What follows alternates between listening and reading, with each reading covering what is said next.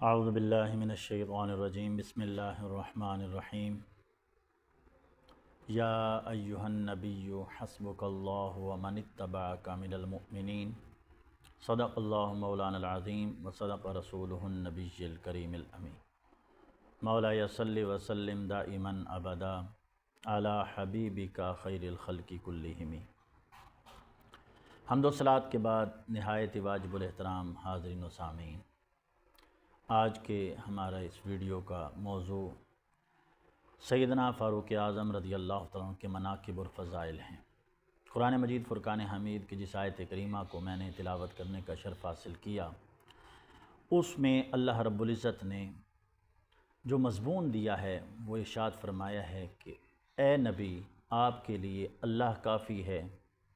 اور آپ کی اتباع کرنے والے مومنین کافی ہیں۔ دو کافیوں کا ذکر فرمایا ہے، اور مفسرین بیان فرماتے ہیں کہ یہ آیت کریمہ سیدنا فاروق اعظم رضی اللہ عنہ کی شان میں نازل ہوئی جب آپ حلقہ اسلام میں داخل ہوئے۔ سیدنا فاروق اعظم رضی اللہ عنہ کی ویسے تو بہت سے مناقب اور فضائل ہیں، آج ہم جن پہلو کا ذکر کر رہے ہیں وہ ہے حضور نبی اکرم صلی اللہ علیہ وسلم کی شان کا مظہر ہونا، کہ سیدنا فاروق اعظم رضی اللہ عنہ کو حضور نبی اکرم صلی اللہ علیہ وسلم کی مظہریت حاصل تھی۔ سب سے پہلے اگر ہم دیکھیں تو آپ شان دعا کے مظہر تھے۔ دو دعائیں ہمیں تاریخ اسلام میں ملتی ہیں، ایک قرآن مجید فرقان حمید میں اور ایک حدیث مصطفیٰ صلی اللہ علیہ وسلم میں۔ قرآن مجید کی دعا کو اگر ہم دیکھیں تو وہ حضرت ابراہیم علیہ السلام نے حضور نبی اکرم صلی اللہ علیہ وسلم کو اپنی ذریت میں مانگا تھا اللہ رب العزت کی بارگاہ سے، اور اللہ رب العزت نے وہ دعا قبول فرما لی۔ آقا علیہ السلام نے خود فرمایا کہ میں دعائے ابراہیم۔ اور ایک دعا صحابہ کی جماعت میں ملتی ہے کہ حضور نبی اکرم صلی اللہ علیہ وسلم نے حضرت سیدنا عمر فاروق رضی اللہ عنہ کے لیے دعا فرمائی کہ باری تعالیٰ مجھے عمر عطا فرما اور عمر کو اسلام کی دولت سے سرفراز فرما دے۔ ابھی دعا کی تھی کہ اگلے ہی دن صبح حضرت عمر فاروق رضی اللہ تعالیٰ نے اسلام قبول کر لیا۔ اگر ہم شان نطق کا دیکھیں تو شان نطق میں بھی حضرت عمر فاروق رضی اللہ تعالیٰ کو حضور نبی اکرم صلی اللہ علیہ وسلم کا مظہر بنایا ہے۔ آقا علیہ السلام کے بارے میں قرآن مجید میں ہے وَمَا يَنْطِقُ عَنِ الْهَوَىٰ إِنْ هُوَ إِلَّا وَحْيٌ يُوحَىٰ، کہ حضور نبی اکرم صلی اللہ علیہ وسلم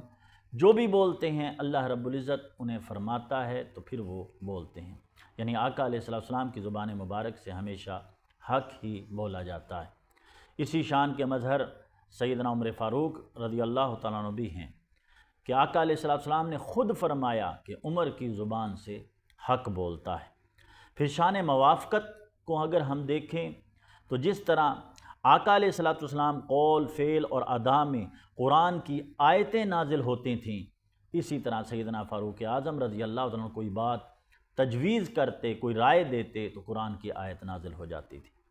آقا علیہ السلام کے ساتھ ایک مرتبہ طواف کعبہ کر رہے تھے کہ جب مقام ابراہیم پر پہنچے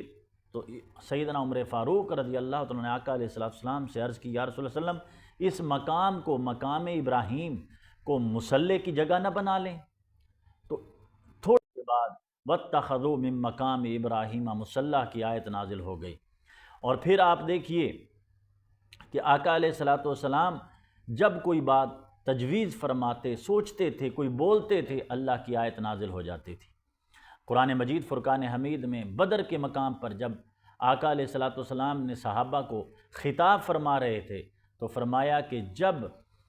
تمہارے لیے اللہ رب العزت 3000 فرشتوں کو نازل فرمائے، اللہ رب العزت نے 3000 بھیج دیے۔ پھر فرمایا کہ اگر تم ثابت قدم رہے تو 5000 فرشتے